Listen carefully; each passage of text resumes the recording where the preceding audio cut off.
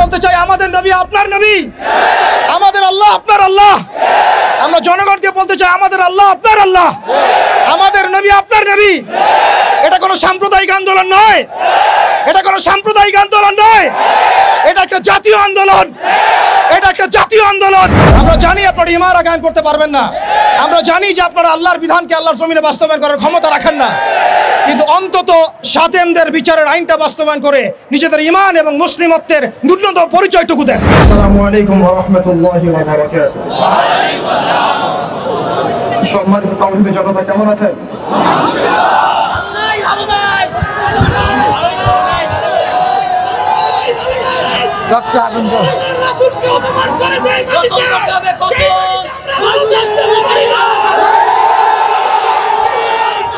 তাকবীর, তাকবীর, তাকবীর।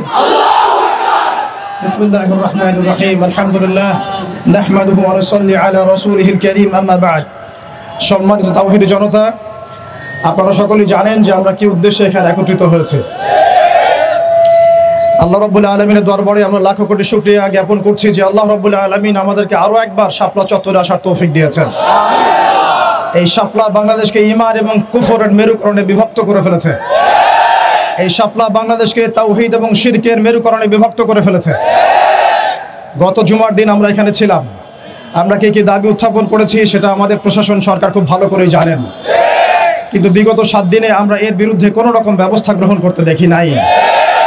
আমরা এখানে তথাকথিত কোনো গণতান্ত্রিক আন্দোলন করতে আসি নাই, আমরা এখানে কোনো ইলেকশন করতে আসি নাই, আমরা এখানে নতুন কোনো রাজনৈতিক দল ঘোষণা করতে আসি নাই, আমরা এখানে কোনো রাজনৈতিক দলের লেজুর বৃত্তি করতেও আসি নাই। আমরা যারা এখানে হাজির হয়েছি একমাত্র আল্লাহ এবং তার রাসূলের মহব্বতে হাজির হয়েছি।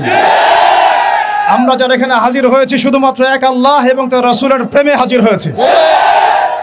আমরা বাংলাদেশের মধ্যে খেয়াল করে দেখছি অভ্যুত্থান হচ্ছে, সংবিধান সংস্কার হচ্ছে, নতুন রাজনৈতিক দল গঠন হচ্ছে, ইন্টারনাল অনেক মিটিং হচ্ছে, অনেক মিছিল হচ্ছে, পলিসি মেকিং হচ্ছে, এবং আমরা দেখছি নির্বাচনের প্রস্তুতি চলছে। কিন্তু 16 কোটি বাঙালির, 16 কোটি মুসলিম দেশের, 16 কোটি মুসলিম জনতার এই বাংলার মাটিতে সাতেমে রাসূলদের বিচারের কোনো ব্যবস্থা গ্রহণ করা হচ্ছে না। তার মানে কি আমরা ধরে নিব যে সাতেমে রাসূল এই ইস্যুটি এবং মুরতাদ এই ইস্যুটি, ব্লাসফেমির এই ইস্যুটি আপনাদের কাছে রাজনীতি, অর্থনীতি, সংস্কৃতির চাইতে গৌণ বিষয়? আমরা কি এটা ধরে নিব যে রাসূলুল্লাহ সাল্লাল্লাহু আলাইহি ওয়াসাল্লামের শানের খেলাফ কথা বলা, তার বিরুদ্ধে বক্তব্য দেয়া, লিখনি স্থাপন করা এবং তার বিরুদ্ধে অবস্থান নেওয়া, এটা আপনাদের রাজনীতি, অর্থনীতি, শিক্ষা, সংস্কৃতির চেয়ে বেশি গুরুত্বপূর্ণ? যদি এটা আপনারা প্রচার করতে চান এবং এটা প্রমাণ করতে চান, তাহলে বাংলার তাওহীদের জনতা কিন্তু চুপ করে বসে থাকবে না।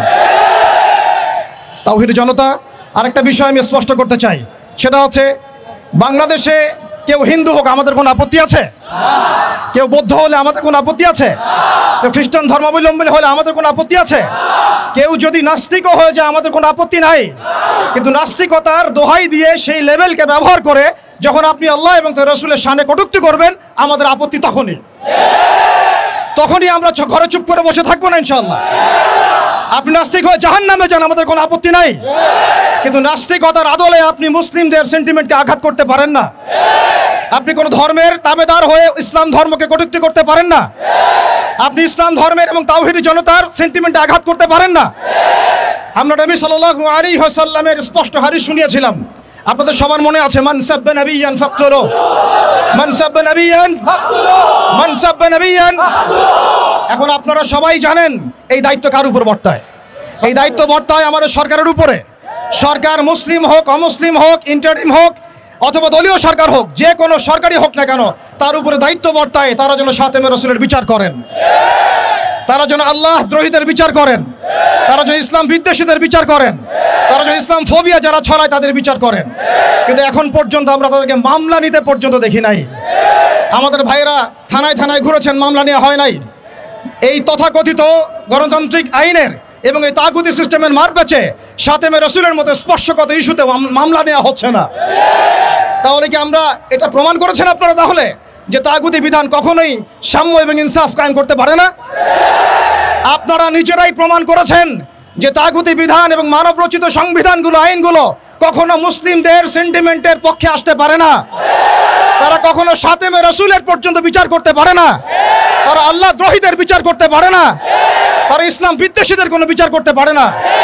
আপনারা পারেন শুধু দুটো কাজ করতে, এক পশ্চিমাদের তাবেদারি করতে এবং দুই ভারতীয়দের তাবেদারি করতে এবং তাদের অভ্যন্তরীণ দালালদের তাবেদারি করতে। অতএব আমরা আবারও সতর্ক করতে চাই, এই সুস্পষ্ট হাদিসের উপরে আপনারা আমল করুন।